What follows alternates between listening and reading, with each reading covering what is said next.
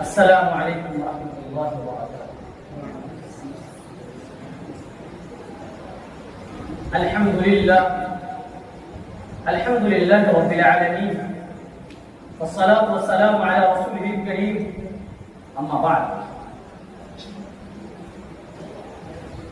سامعین کرام، سب سے پہلے میں اللہ تبارک و تعالیٰ کا شکر گزار ہوں کہ اس ذات باری نے ہم سب کو علم نبوت حاصل کرنے کی توفیق نصیب فرمائی۔ اللہ تبارک و تعالیٰ ہم سب کی حاضری کو قبول فرمائے اور اس پروگرام کو کامیابی کی ضمانت عطا فرمائے۔ رفقائے بس 19ویں صدی ہندوستان کا ایک تاریخ ساز دور رہا ہے جس میں بہت سے واقعات پیش آئے۔ ہندوستانی مسلمانوں کو خوشی و مسرت کے لمحے بھی میسر آئے اور ظلم ستم کی سنگلاخ وادی سے بھی گزرنا پڑا۔ متعدد تحریکات ظہور پذیر ہوئی اور بہت ہی بڑی شخصیات نے جنم لیا۔ انہی میں سے ایک نامور باہمیت باغیرت شخصیت حضرت مولانا قاری سید صدیق باندھوی رحمہ اللہ تبارک و تعالیٰ کی ذات اقدس۔ حاضرین انجمن، آج ہم اس شخصیت کی زندگی سے سبق حاصل کرنے جا رہے ہیں جنہوں نے اپنی پوری زندگی دین کی خدمت، قرآن کی تعلیم، امت کی اصلاح میں گزار دی۔ آج کی اس بابرکت مجلس میں میں ایک ایسے ولی کامل، مفسر قرآن، شارح حدیث، خادم دین، عظیم مربی اور قد آور شخصیت کا تذکرہ کرنے جا رہا ہوں جنہوں نے اپنی پوری زندگی تعلیمات قرآن، تبلیغ دین و دعوت اور امت کی اصلاح میں وقف کر دی تھی۔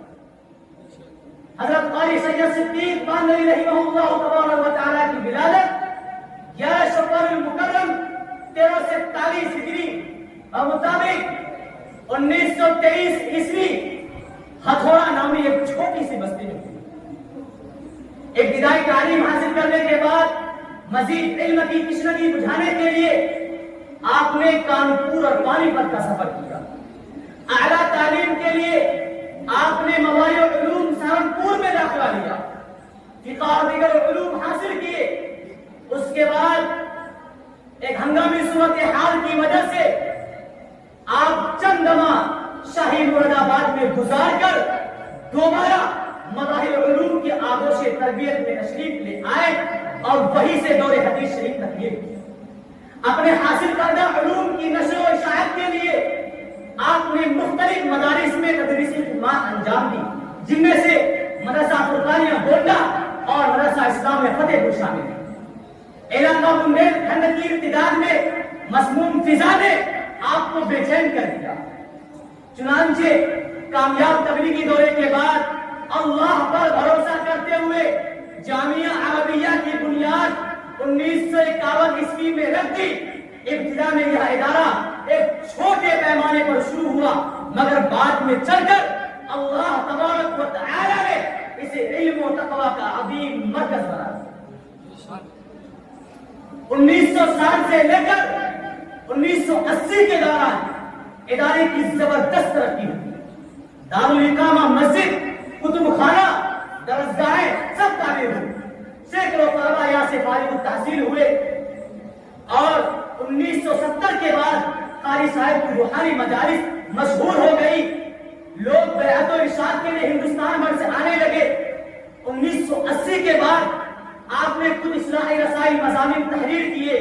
اس کے بعد ادارے کی طرف سے بھی اس رسائل کا اجرا ہوا۔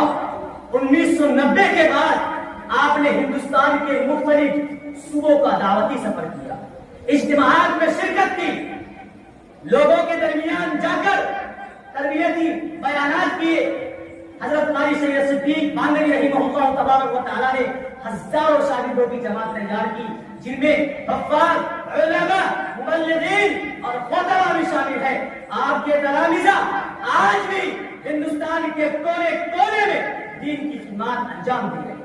اور بالآخر 23 ربیع الثانی 1418 ہجری اور مطابق 27 اگست 1997 عیسوی بروز جمعرات شہر لکھنؤ میں دوران علاج آپ کی روح نفس انسانی سے پرواز کر رہی.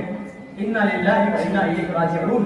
یہ خبر ملک میں بجلی کی طرف پھیل گئی.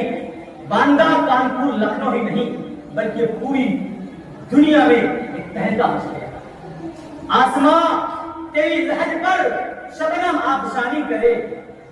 آسمان تیری لہج پر شبنم آبشانی کرے. سبزۂ نورستہ اس گھر کی نگہبانی کرے. اللہ تبارک و تعالی ہم سب کو قاری صاحب کی زندگی سے سبق حاصل کرنے کی توفیق نصیب فرمائے. وآخر دعوانا الحمدللہ رب العالمین. ماشاء اللہ، بہت عمدہ.